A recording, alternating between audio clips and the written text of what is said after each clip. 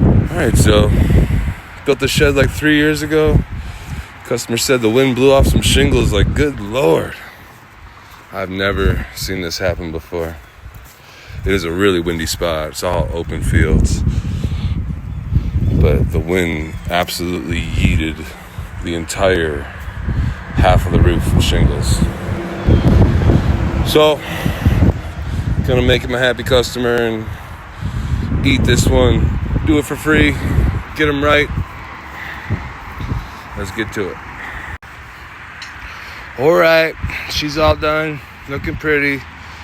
Put upgraded shingles, lots more nails. Let's hope she makes it to some warm weather where the shingles will stick down and we'll be all good. I won't have to come back here again. Got all this cleaned up. Still got to jump over the fence, get a couple, but good to go.